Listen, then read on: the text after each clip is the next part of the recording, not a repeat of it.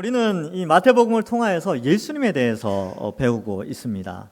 복음이라는 제목이 붙여진 성경이 4권이 나오는데 마태복음, 마가복음, 누가복음, 요한복음 이렇게 4개의 복음서가 있습니다. 근데 복음서의 핵심은 뭐냐면 이 땅에 인간의 몸으로 오신 예수님이 도대체 어떠한 분인가에 대한 지식을 사람들에게 알려주고 있는 것입니다. 그래서 여러분들 다 예수님 믿는다고 여기 앉아 있지 않습니까? 그렇죠?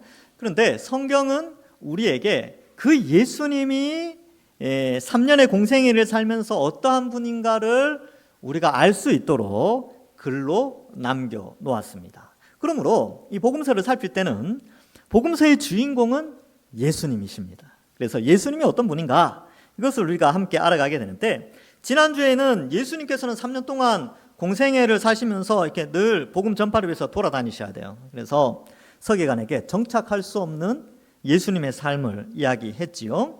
그리고 정착의 목적이 아니라 영원한 하나님 나라에 대한 정착, 이것을 이야기를 했었고, 두 번째로는 제자한테는 우선순위를 하나님께 두라, 이것을 두 번째로 말씀하셨고, 또 풍랑을 잠잠케 하신 그 예수님을 통하여서 예수님이 바로 온 우주 만물과 지구를 만드신 창조주이심을 우리에게 가르쳐 주십니다. 그래서 우리가 예수님을 믿는다라고 할 때 그 예수님은 바로 창조주 하나님이시요 복음을 전파하신 분이시며, 또한 우리의 생에 있어서 가장 우선순위에 둬야 되는 그러한 하나님이심을 우리가 지난 시간에 살폈습니다. 예수님이 이제 가버나움에 계시면서 이제 이 갈릴리 서편에서 동편으로 배를 타고 이동하십니다. 그리고 도착한 곳이 28절에 보면 가다라 지역이다 이렇게 되어 있는데, 실제로 가다라는 내륙 도시예요.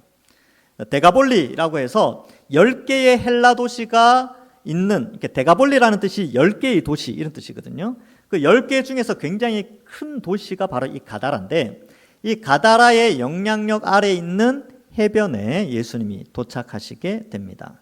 그래서 이 마가복음과 누가복음에도 동일한 사건이 기록되어져 있는데, 거기에는 거라사인이라고 되어 있습니다. 근데 이 거라사인 지역이 가다라의 행정적인 영향력을 받고 있기 때문에 마가복음과 누가복음에는 조금 더 세부적으로 기록을 했고, 마태복음에는 그냥 가다라 지역 이렇게 표현하고 있습니다. 근데 귀신 들린 자 둘이 등장하지요. 여러분 성경을 읽어보신 분들은 아시겠지만 이 사건에서 귀신 들린 자가 둘이다 라고 표현한 것은 마태복음만 그렇습니다. 마가복음과 누가복음에는 한 명으로 되어 있어요. 그러면 질문을 할 수가 있죠. 이거 성경이 모순이 있는 거 아닙니까? 이렇게 질문할 수가 있는데, 마태복음은 마태가 유대인들에게 예수님이 누구이신지 알려주기 위해서 썼어요. 그래서 유대인의 관점에서 유대인들이 율법의 기준에 의하여서 예수님이 어떤 분이다라는 증언을 들을 때에 필요한 인원수 2사람이 필요하기 때문에 둘로 기록했다라는 의견이 하나 있고요.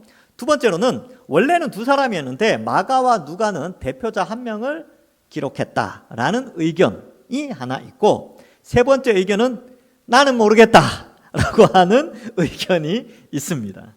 제가 이제 책을 여러 권 살펴보니까 나는 모르겠다라고 하는 내용들이 상당히 많이 있고, 이제 조금 더 당시 문화를 많이 연구하신 분들은 앞에 2가지 내용을 설명하기도 합니다. 그래서 이 둘이라는 숫자를 마태복음에서는 굉장히 증인의 역할로 중요하게 다루기 때문에 이 사실을 이제 마태는 그렇게 기록하고 있다, 이 정도로 아시고 넘어가시면 됩니다. 왜냐하면 성경 읽으시는 분들 중에 이거 궁금해하시는 분들이 있거든요.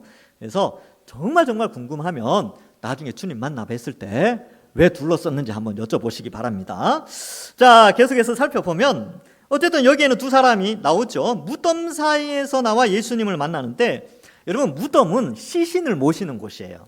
근데 율법에서 시신을 만지거나 접촉을 하게 되면 그 사람도 부정하게 됩니다. 그러니까 무덤에 거주했다라는 것은 이 부정한 곳에 귀신 들린 자가 부정한 모습으로 그곳에서 부정하게 살아가는 것이죠. 그러니까 이 구약 율법의 기준에 보면 이 사람은 깨끗하지 않은 곳에서 깨끗하지 않은 삶을 살면서 하나님과는 멀어져 있는 그러한 삶을 살고 있다는 것을 보여줍니다. 그리고 무덤 사이에서 나와 예수를 만나죠. 여러분, 무덤 사이에 사는 사람은 없습니다. 그리고 이 당시의 무덤은 여러분들이 생각하는, 여러분 이 본문을 읽으면 무슨 생각하냐면 무덤 사이에서 그러면 봉이 이렇게 있고 그 사이에서 막 천막 쳐놓고 이렇게 살아나 이렇게 생각하는데 이 지역의 무덤은 우리나라처럼 이렇게 동그란 봉이 있는 그런 무덤이 아니에요. 굴입니다. 굴. 그러니까 굴 속에서 살았다고 생각하시면 돼요. 굴 안에 시신을 모시고 때로는 막아놓기도 하고 때로는 이제 그대로 개방된 무덤도 있지요. 그래서 그러한 상황 속에서 굴 속에서 살았어요. 그리고 그의 성격이 어땠냐면 몹시 사나웠다. 아무도 그 길로 지나갈 수 없었다. 이렇게 기록하고 있습니다. 그래서 이 귀신의 모습은요, 귀신 들린 자의 모습은 어떻게 보면 하나님을 떠나 있는 인류의 모습과 아주 흡사합니다. 마가복음에서는 이 귀신 들린 자의 모습을 더 상세하게 묘사하고 있습니다. 마가복음 5장 2절과 5절에 보면 배에서 나오심에 곧 더러운 귀신 들린 사람이 무덤 사이에 나와 예수를 만나니라. 그 사람은 무덤 사이에 거처하는데 이제는 아무도 그를 쇠사슬로도 맬 수 없게 되었으니 이는 여러 번 고랑과 쇠사슬을 메었어도 쇠사슬을 끊고 고랑을 깨뜨렸음이로라. 그리하여 아무도 그를 제어할 힘이 없는지라. 밤낮 무덤 사이에서나 산에서나 늘 소리 지르며 돌로 자기 몸을 해치고 있었더라. 비참하지 않습니까? 여러분들하고 상관이 없다라고 생각해서 그렇게 많이 안 비참할 수도 있는데 가족이라면 어땠을까요? 그리고 마을 단위에서는 친척들이 모여 살지요. 근데 그런 친척들이 그걸 모습 보면서 얼마나 마음이 아팠겠습니까? 그리고 동네 사람들도 얼마나 불편했겠습니까? 그래서 불편하니까 쇠고랑을 채워서 매게 되는데 여러분 그것도 참 비참하죠. 사람이 자유롭게 움직이지 못하도록 쇠고랑을 채워 넣는다는 자체가 뭐 요즘으로는 있을 수 없는 일이죠. 인권적인 문제에 있어서도. 근데 그렇게 했는데 괴력을 발휘합니다. 그러니까 정상적인 질병의 형태가 아니라 귀신의 능력으로 엄청난 힘을 발휘하여서 쇠사슬을 끊고 몸으로 이제 돌로 자기 몸을 상하게 하는 것이죠. 근데 보통 사람들은 자기 몸이 상하는 것을 아파서 피하게 됩니다. 근데 귀신이 그 속에 있으니까 그가 자기 몸을 해치는 것이죠. 그래서 이런 비참한 인생을 살고 있고 누가복음 8장 27절에는 이런 표현도 나옵니다. 예수께서 육지에 내리심에 그 도시 사람으로서 귀신 들린 자 하나가 예수를 만나니 그 사람은 오래 옷을 입지 아니하며 발가벗고 다닌 거죠. 그리고 몸을 해하니까 상처가 나고 피가 흐를 것이고 딱지가 앉았을 것이며 온 몸에 상처 투성이로 돌아다녔죠. 사람들 마을에 막 나타나니까 어떻습니까? 사람들은 또 막 무서워서 도망을 가고 아이들은 어땠을까요? 아이들도 깜짝 놀랐겠죠. 그러니까 쇠고랑을 채워놨지만 이것도 소용이 없었습니다. 근데 이 모습은 정말 우리 인류의 모습과 아주 흡사합니다. 여기 이제 마태복음에는 몹시 사납다라고 되어 있죠. 여러분 사나운 사람들 만나보신 적 있습니까? 정말 무섭습니다. 무서워요. 그러니까 우리가 원래 그렇게 만들어진 존재가 아닌데 하나님의 형상대로 만들어졌고 서로 사랑하고 아껴주며 하나님을 찬양하도록 만들어졌는데 사탄과 귀신의 권세 아래 들어가면서 인간은 사나워지고 또 이성을 잃고 아주 폭력적으로 변하게 되는 것이지요. 그리고 어떻습니까? 마가복음에는 더러운 귀신이 들렸다 이렇게 표현하고 있어요. 우리는 흔히 귀신 그러면 무섭잖아요. 근데 성경은 귀신을 더럽다라고 표현을 해요. 왜요? 사람을 더럽히기 때문에 그렇습니다. 본래 사람이 만들어진 하나님의 형상대로 만들어진 그 사람을 더러운 모습으로 변화시키기 때문에 귀신을 더럽다라고 표현합니다. 그래서 여러분들 TV에서 가끔 드라마 보실 때 귀신 나올 때 있잖아요. 귀신 나오는 드라마.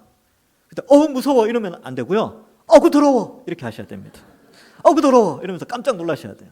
왜냐하면 성경은 귀신을 더럽다라고 되어 있기 때문에 그렇습니다. 인간을 그렇게 만드는 것이죠. 그리고 귀신은요 보통 사람 눈에 안 보입니다. 귀신의 자존심이라는 게 있어요. 영적인 존재인데 이게 안 보이거든요. 그러니까 예수님이니까 보셨죠.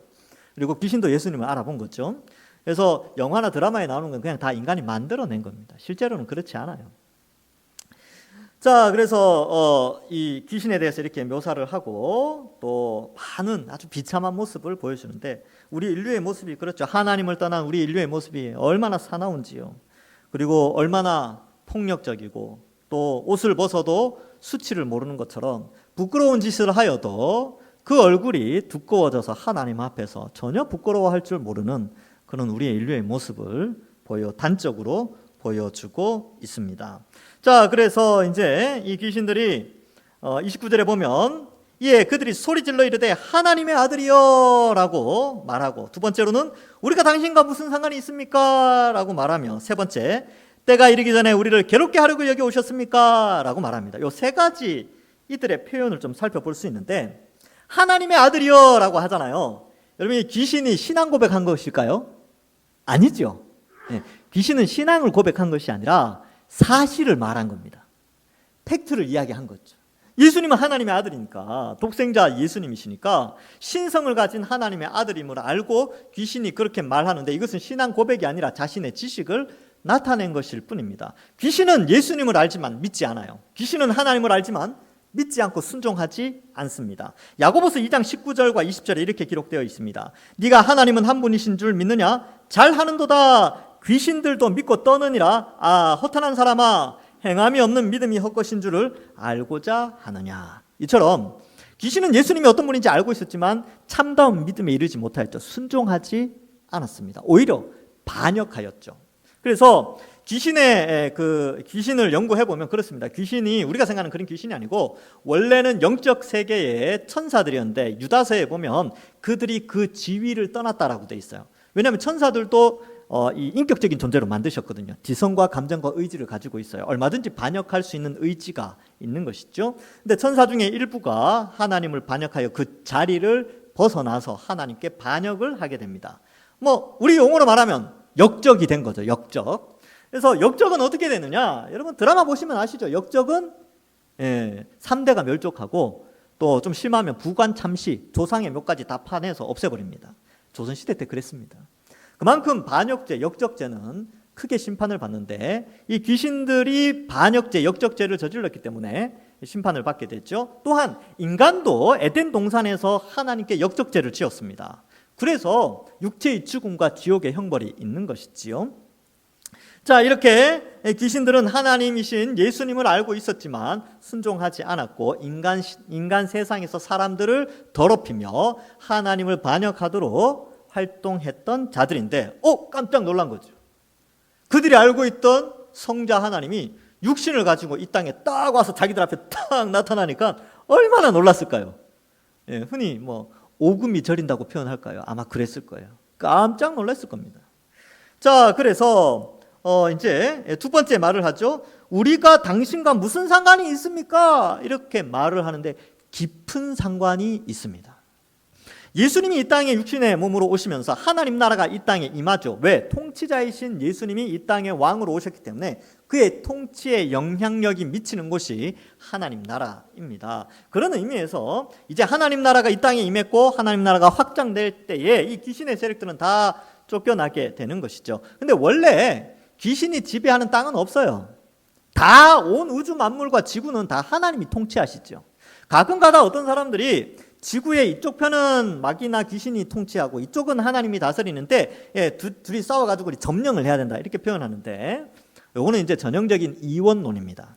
이원론이 뭐냐면 이 세상을 하나님의 세력과 사탄의 세력의 대척으로 생각하는데, 사실 그렇지 않아요. 여러분 욥기에도 보면 사탄이 활동하려고 할 때마다 하나님께 허락을 맡아야 됩니다.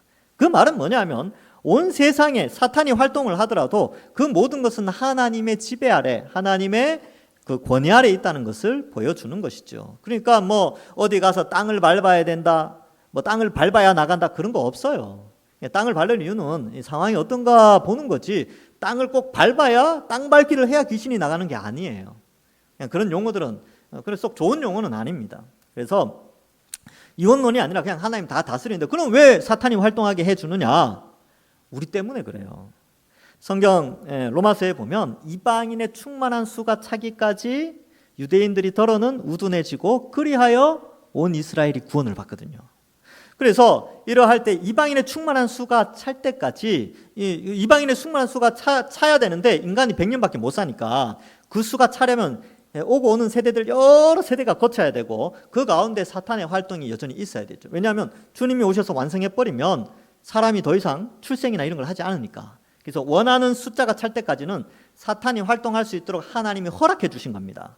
그리고 복음을 통하여서 이제 이방인의 충만한 수 하나님의 백성들을 불러 모으시는데 그 가운데 복음 선포를 통하여서 귀신들의 영향력을 쫓아내시면서 복음이 선포되어지는 것이죠. 그래서 예수님의 초림으로 말미암아 마귀는 무적행에 갇히게 됩니다. 이게 무슨 뜻이냐면 예전에는 복음이 이스라엘이라는 지역 안에서 머무르다가 하나님에 대한 지식이 예수님의 초림으로 말미암아 그리고 마귀가 이제 그 귀신의 수장을 마귀 혹은 사탄이라고 하거든요. 그 마귀를 결박함으로 말미암아 그 힘이 현격하게 약화됨으로 복음이 전 세계에 흩어지게 된 것이죠. 그래서 이 전 세계에 흩어지는 기간을 요한계시록에서는 상징적으로 천년이라고 표현하고 천년왕국이다 이렇게 표현을 합니다. 그래서 우리가 그리스도의 통치에 동참하기 때문에 왕노릇한다라는 표현을 쓰고 있는 것이죠. 그래서 예수님이 이제 지금 아주 밀접한 관계가 있어요. 이들과 무슨 관계가 있느냐? 그들을 예수님을 통하여 심판을 받게 되는 존재들로 설명할 수 있는 것이지요. 그리고 때가 이르기 전에 우리를 괴롭게 하려고 오셨습니까? 라고 되어 있는데 이 때는 어느 때냐 하면 모든 악한 귀신의 세력들이 멸망당하는 때입니다. 그래서 예수님의 재림을 통하여서 이것이 완성되는데 그것에 대해서 질문을 하죠. 때가 이르기 전에 우리를 괴롭게 하려고 오셨습니까? 라고 하는데 귀신은 정확하게 알고 있어요. 그렇게 하기 위해서 오셨다는 걸. 그래서 주님이 완성하실 그때가 이르기 전까지 귀신의 세력들은 이제 약화되는 것이죠. 왜요? 복음 때문에. 예수 그리스도의 십자가 복음이 교회를 통해 선포됨으로 약화되는 것이죠. 여러분 우리들만 해도 그렇습니다. 이 땅이 어땠습니까? 예전에 다 귀신 섬기고 우상 섬기고 자기 욕심 섬기고 그런 땅이었지 않습니까? 복음이 들어왔어요. 그러니까 귀신들의 세력이 약해진 것이지요. 자, 그래서 이제 이런 기독교 2000년 역사 속에 복음이 온 땅에 선포되어지면서 사탄의 세력은 약화되어지고 귀신들도 점점 그 힘을 잃어가고 있는 이 시대에 있습니다.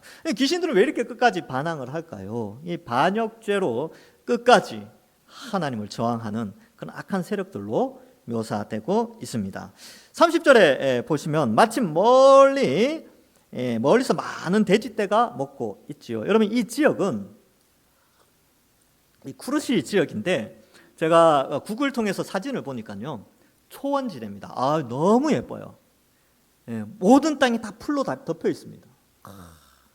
그래서 아주 뭔가를 목축하기에 참 좋은 때인데 그런데 이 쿠르시 지역이나 이 데가볼리 지역은 헬라 도시이기 때문에 이방인들이 많이 살았어요. 근데 유대인들은 돼지를 양돈하지 않습니다. 왜냐하면 돼지가 부정한 짐승이기 때문에 그래요. 그런데 헬라 사람들은 또 이방인들은 돼지고기 좋아하거든요.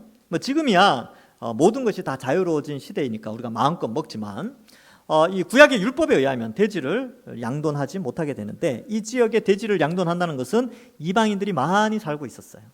그래서 양돈 사업이 잘 되는 곳이었죠. 돼지떼가 많았고 마가복음이나 이런 데 보면 한 2,000마리 정도로 묘사하고 있습니다. 그리고 귀신들이 말을 하죠. 31절에 보면 귀신들이 예수께 간과열이되 만일 우리를 쫓아내시려면 돼지떼에 들여 보내주소서 하니 이렇게 기록하고 있습니다. 그래서 귀신들이 이제 예수님께 이제 간구를 하는 것이죠. 어떻게 보면 이게 일종의 협상하는 것처럼 보이는데 사실 이건 협상이 아니에요. 협상할 수도 없죠. 여러분 왕이 반역자를 잡아들였어요. 조선시대 때 한번 생각해 봅시다. 그래서 역적의 죄인을 잡고 왔는데 역적의 수장이 이제 역적의 졸개들이나 수장들이 왕한테 이제 협상을 하는 거예요. 있잖아요. 저 지금 죽기 전에 저기 자기 멋진 전원주택 저기로 보내주세요. 아니면 저기 강화도 거기 물 좋고 뭐 아주 경치 좋고 공기 좋고 그쪽으로 저 좀 보내주십시오. 이렇게 말하는 거하고 똑같거든요. 근데 이게 말이 안 됐죠. 그래서 어디로 보내주십시오 하는데 야 너희가 그쪽으로 가봤자 다 죽게 된다는 것을 보여주게 됩니다. 근데 요 사건 이 내용을 마가복음에서는 좀 더 자세하게 설명하고 있어요. 마가복음 5장 9절에서 10절에 보면 이에 물으시되 네 이름이 무엇이냐 이르되 내 이름은 군대니 우리가 많음이니이다 하고 자기를 그 지방에서 내보내지 마시기를 간구하더니 왜냐하면 익숙한 곳이었겠죠. 그런데 이 두 사람 안에 군대와 같이 강한 자들 많은 숫자의 귀신들이 그들 속에 있었다라는 것을 알 수 있습니다. 그러니까 역대급이죠. 이 귀신의 활동력, 마태, 마가, 누가의 이 귀신의 모습을 보면 굉장히 강력합니다. 그래서 군대라는 표현을 쓰고 있지요. 그래서 이걸 또 이상하게 해석하시는 분들이 있어요. 그래서 귀신 들린 사람을 만나면 그 귀신 들린 사람인지 아닌지 어떻게 압니까? 사람은 몰라요. 귀신이 들렸는지 안 들렸는지. 근데 옛날 사이비 목사님들이 그랬어요. 귀신을 만나면 이름부터 물어봐야 된다. 네 이름이 무엇이냐? 이거 꼭 물어봐야 된다는 거야. 그리고 쫓아낼 때는 여기 이제 귀신들이 나중에 바다에 빠져 죽잖아요. 그래서 반드시 바다로 쫓아야 된다. 근데 제가 옛날에 잘 모를 때 그런 집회에 참석한 적이 있어요. 지금 우리 교단에서는 단체에 그 교류 금지, 그 집회 참석 금지, 아까 말했던 것처럼 그런 제재가 내려졌거든요. 인터콥이라는 단체인데 제가 잘 몰라가지고 옛날에는 그 단체 이제 몇 번 갔었어요. 근데 거기에서 그런 이야기 하더라고요. 귀신은 바다로 쫓아내야 된다. 그래서 막 거기서 동해 바다로 가라 그런데 막 다들 아멘 하고 난리 났어요. 근데 그게 아닌데, 그게 아니에요. 귀신은 예수님이 쫓아내는 것이고 사도들이 쫓아내는 거. 지금은 복음이 귀신을 쫓아내죠. 그리고 우리는 볼 수 없어요. 그게 어떤 병일 수도 있고 아니면 전에도 말했죠. 감기 귀신 이런 거 없습니다. 그는 함부로 그런 식으로 하는 것은 옛날 카톨릭에서 테마 작업을 하던 사람들이 하던 것들을 기독교가 카톨릭의 그런 정말 쓸데없는 것들 받아들이면서 문제가 발생한 것이지요. 자, 그래서 이제 돼지떼에 들어가게 해달라고 말하죠. 왜냐하면요. 왜 돼지떼에 들어가게 해달라고 했냐면 이 귀신들이 알아요. 뭘 아느냐 하면 자기들이 어디로 갈지를 압니다. 어디로 가느냐 하면 무적행, 심연이라고 하는데 무적행으로 들어가는 걸 알고 있었어요. 왜냐하면 무적행은 귀신들이 지내는 감옥과 같은 곳입니다. 지금 마귀가 요한계시록에 보면 마귀가 쇠고랑을 차서 무적행에 1000년 동안 있거든요. 그러니까 이 귀신들이 자기들이 무적행에 들어간다는, 감옥에 들어간다는 사실을 압니다. 왜냐하면 감옥에 무적행에 들어가 있다가 예수님 재림 때에 그들이 다 풀려나서 불못에 던져지거든요. 그래서 사형수가 붙잡혀서 감옥에 있다가 사형장으로 가는 것처럼 일정 기간 동안 머무르는 곳이 이 감옥인데 귀신들의 감옥이 무적행입니다. 그래서 누가복음 8장 31절과 32절에 이런 내용이 나옵니다. 무적행으로 들어가라 하지 마시기를 강구하더니 마침 그곳에 많은 돼지떼가 산에서 먹고 있는지라 귀신들이 그 돼지에게로 들어가게 허락하심을 강구하니 이에 허락하시니라. 이렇게 되어 있습니다. 근데 여러분, 이 귀신들이 돼지떼로 들어가지만 바다에 들어가서 다 죽게 됐죠. 그것은 귀신들이 자기들이 협상하는 것처럼 하지만 결국 그들의 운명은 무적행에 들어가서 나중에 불못에 던져질 운명이라는 것을 성경은 우리에게 말씀하고, 또 이 사건을 통하여서 예수님은 여러분 눈에 보이는 이제 지난주에는 바다를 잠잠케 하고 바람을 잠잠케 하셨잖아요. 근데 오늘은 영적 세계, 귀신의 세계, 영적인 세계의 주권자로서 권력자로서 권위자로서 이 귀신들을 내어 쫓으시는 이 장면을 우리에게 특별히 강조해 주고 있습니다. 창조주의니까 당연한 것이지요. 그래서 우리가 믿는 예수님은요, 그런 예수님이에요. 그래서 여러분들은 어떤 무당이 무슨 말 했다, 무슨 점을 봤는데 뭐라 그랬다, 누가 뭐라고 했다, 그런 말에 절대로 휘둘리면 안 됩니다. 무서워하거나 그런 이상한 소리에 흔들려 가지고 아이고 어떡하나. 그리고 창업하시는 분들 어디 가가지고 회사 이름 짓는다고 막 이상한 점집 찾아가시는 분들이 있다고 한다는데 그런 것도 안 돼요. 그 자식들 결혼하는데 궁합 보러 가지 마세요. 여러분, 우리는 하나님이 계시는데 하나님 믿고 예수님 믿고 그러니까 믿음 생활 잘할 수 있겠다 싶으면 결혼시키는 거예요. 궁합 보지 마세요. 예. 연초 되면 점 보러 가시는 권사님들 있습니까? 예. 가지 마세요. 예. 그래서 이런 것들은 여러분, 귀신들은요 다 하나님의 주권 아래 멸망받을 자들인데 우리가 왜 그들을 의지합니까? 오히려 그들을 아주 경계의 눈으로 바라보고 또 귀신 들린 사람 여기에는 이제 예수님 불쌍히 여기잖아요. 두 사람은 얼마나 불쌍합니까? 그래서 깨끗하게 해주시지요. 그래서 이러한 것들을 우리가 좀 생각해보고 예수님을 믿는 우리는 예수님 의지하면서 창조주 하나님 의지하면서 살아가지 귀신이나 또 세상에 그러한 것들을 의지하지 않고 운명론 이런 것을 믿지 마시고 하나님이 우리에게 주신 자유의지로 신앙생활 잘 해나가시면 됩니다. 예. 자, 그래서 예수님이 가라라고 하니까 다 갔죠. 예, 뭐 안 갈 수가 없습니다. 가라 하시니 귀신들이 나와서 돼지에게로 들어간지라 온때가 비탈길로 내리다라 바다에 들어가서 물에서 몰사하거늘 이렇게 기록하고 있습니다. 그래서 이 몰사라는 단어가 나오는데 한꺼번에 다 죽는다는 것이죠.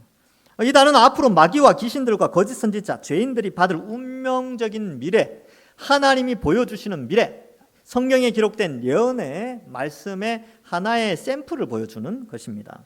계시록 20장 10절에 보면 또 그들을 미혹하는 마귀가 불과 유황못에 던져지니 거기는 그 짐승과 거짓 선지자도 있어 세세토록 밤낮 괴로움을 받으리라. 이게 이제 왜 나왔냐면 20장 3절에 보면 이 마귀가 쇠고랑을 차서 무저갱에 던져집니다. 감옥에 갇혀요. 천년의 기간이 차면 나오거든요. 나와서 어떻게 하느냐? 뭔가 대적하려고 하는데 하나님이 아니 너희는 날 대적할 상대가 아니고 너희는 불못에 들어갈 상대야 라고 하면서 불못에 던져버려요. 이 내용이 궁금하신 분들은 홈페이지 들어가시면 제가 요한계시록 권별 성경 강의 요한계시록 20장 그걸 다시 한번 설교를 들으시기 바랍니다. 그래서 들어가게 됐죠. 20장 15절에는 누구든지 생명책에 기록되지 못한 자는 불못에 던져지리라.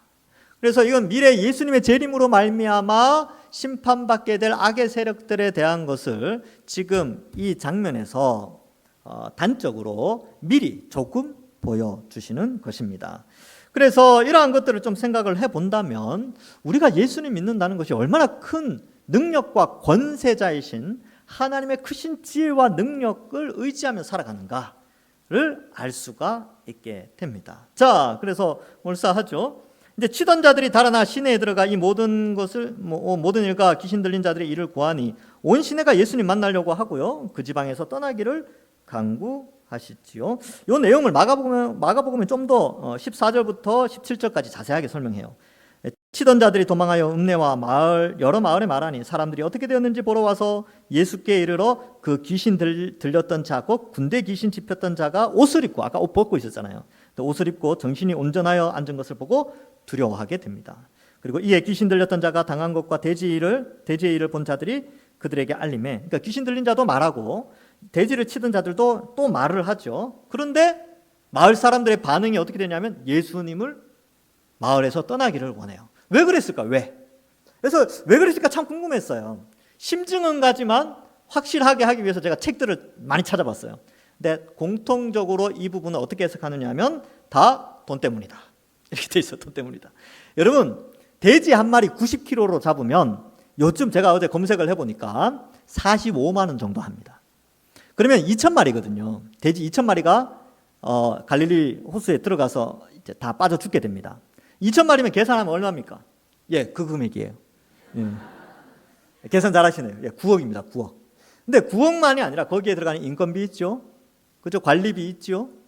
뭐 그런 거 할 거 아닙니까? 그런 거 다 따지면 한 마을에서 10억 이상의 손실을 가져온 거예요. 이 사건 때문에. 근데 마을 안에는 아직도 귀신 들린 자들이 많이 있잖아요. 그럼 예수님이 마을 안으로 들어왔을 때 어떤 일이 벌어질까 미리 상상을 한 거죠. 야, 우리 어쩌면 경제적으로 이 마을이 굉장히 힘들 수 있겠다. 이 양돈 사업이 완전히 망하겠다.